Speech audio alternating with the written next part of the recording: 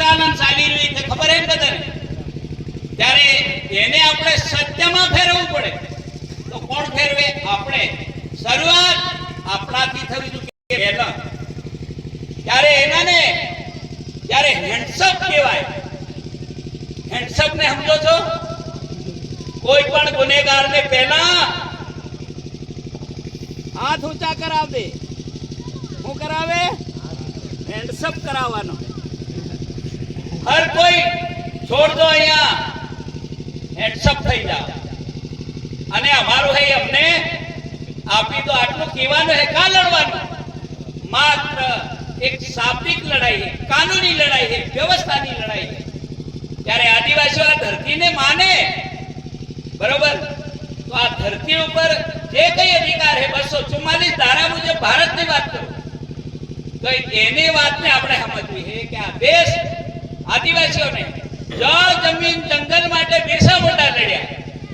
આપો એના માટે લડીએ, ઈ પ્રદેશ માટે ગંડવા કાઢવા.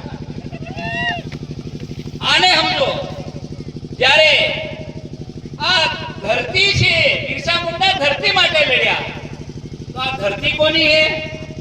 આપણી એ કમ સે કમ એને ખબર. હવે પરોણાકાર છે. પરોણે આ ધરતી બગાડી, ખાતર નાખ્યું, દવા છાટી, કોઈ બી કરીને આ વ્યવસ્થા ખતમ કરી, ડીઝલ પેટ્રોલ કાઢીને એના ધુમાડા કર્યા, હવા બગડી. હવા બગડી એટલું જ નહીં, આદિવાસીઓની સંસ્કૃતિ ખરાબ કરી, ખતમ કરી. આદિવાસી એક ઝાડ પાસે દાંતણ લઈને તે વેત ભરી લે, ઝાડને માફી માંગીને માંગે, એનું નામ આદિવાસી. પરણન હોપે તો ઝાડ દે, એક રાતમાં બધા દાંતણ કાઢે, બીજું બળતણમાં, બીજી સાઈડોમાં કાઢે. વેપારી વિસી દે, આ જંગલો વિસી ખાઈ ગયા વેપારી. એટલા માટે પક્ષીઓનો નાશ થયો, પ્રાણીઓનો નાશ થયો, ને આદિવાસી નાશ કરવા હમણાં એટલે છે. તો આપણે નાશ થવું હોય તો એનો ટીકો આલો, અને બચવું હોય, જીતવું હોય તો એનો ટીકો છોડ દેવાડો.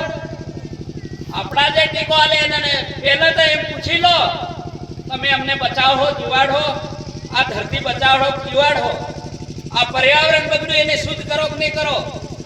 પહેલું કમસે કમ એટલી કહેવાની એક હિંમત તમારામાં. સચ્ચાઈ પર આવો. સતયુગ શરૂ થઈ ગયો 2000 થી માંડીને 1 થી 21મી સદી ઉજ્જવળ ભવિષ્ય એ આદિવાસીની સદી છે. આદિવાસી પણ હે એટલા આરે છે. બાકી પરોણન હેળે હેળે આ દેશ છોડીને નાહી જવું પડે. કાં જાય આપણે ખબર નહીં, પણ દરિયામાં જવા, કેમ કે કાંઠે એને દરિયાને કિનારે રહેવાનો પણ એને અધિકાર નહીં. કોણ કીજો? બિરસા મુંડા. આ વાતને આપણે તો સમજવી છે ભાઈઓ બહેનો. ભણો ભણો તો આ પ્રકૃતિ વિશે ભણો, પ્રકૃતિના કાયદા કાનૂન ભણવા પડે. સંવિધાનને ભણો ચાલે, સંવિધાનના કાયદા પેલા લાગુ પડે, આપણને લાગુ પડતા નહીં. એને સમજો કે ઠોસ સત્ય હકીકત શું છે. એટલા માટે આદિવાસી જમીનને માને, આસમાનને માને, ચાંદ સૂરજ તારા મંડળને માને, પાણી પવનને માને, મેઘ વીજળીને માને, પશુ પક્ષીને સબનું સન્માન સ્વાગત કરે. કેમ કે સબને જીવો અને અમને જીવવા દોની ભાવના આદિવાસી. એટલે અહીંયા સમય ઓછો હોય છતાં પણ મોડી ખબર પડી એવું થયું. એટલે થોડી સમય વધારે નહીં લો. સૌની વિનંતી, સત્ય પર રહેજો, સત્ય ખાજો, સત્ય ખૂન બને, સત્ય ભાવના જાગે, અને સત્ય વિચાર આવે તો સત્ય કર્મ કરવું, તો આ ધરતી ઉપર રહેવાય.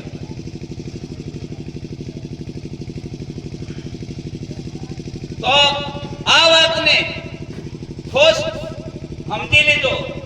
કોઈ પણ ભાઈ નશો નહીં કરે, આ નશો નહીં કરવા દેવાનું નથી. પણ હું એક આદિવાસી તરીકે તમને કહું, નશો તમે નહીં બનાવતા, આપણા મા બાપ નહીં બનાવતા, આપણા યાર દોસ્ત હકાવાલા નહીં બનાવતા. કોણ બનાવે છે? કોણ બનાવે? વિદેશીઓ. આદિવાસીઓને મારી નાખવાની પ્રક્રિયાને સમજો, એના માટે મુક્ત થો તો તમે બચો. હર ચીજને, હર વ્યવસ્થાને સમજો. વિદેશી વ્યવસ્થામાં ટોટલી બહાર આવો. ધરતીના માલિક આદિવાસી હોય 244 ધારામાં જમીનના માલિક અને આપણે લાઈનમાં ઉભા રહીએ મને 5 કિલો દાણા આપો કે हम भिखारी थोड़ी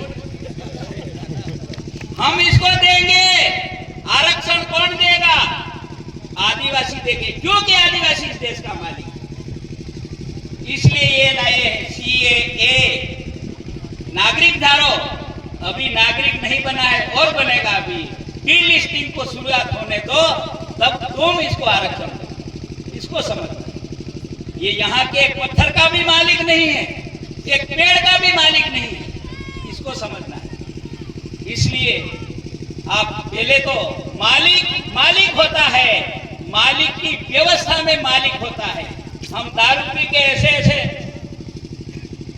करते फिर ये मालिक की व्यवस्था है मालिक को कैसे रहना है कैसे बोलना है कैसी इनकी सोच है होनी चाहिए कैसा इनकी भावना होनी चाहिए ये मालिक को पता है इसलिए ज्यादा बात नहीं करते हुए आप मालिक की व्यवस्था में रहिए इनके साथ का हर कोई प्रकार का संपर्क है इस संपर्क से आप आदिवासी से जुड़ जाइए हर जो जनप्रतिनिधि है शासन प्रशासन में कहीं भी हो सिर्फ आदिवासी बन जाओ आदिवासी के साथ रहो तब हम रहेंगे इस बात के साथ में मेरी वाणी को यहाँ विराम देता हूँ इससे पहले जो मैंने बात बताई आपको सही लगी या गलत मैं मेरे लिए कहता हूँ आपके लिए इस देश के लिए विश्व के लिए धरती आबा बिरसा मुंडा के लिए कहता हूँ इस बात को आप मैंने जो बताया इस बात को समर्थन करते हो तो दोनों हाथ खड़ा करके समर्थन करिए जय जोहार जय आदिवासी जय आदिवासी धन्यवाद।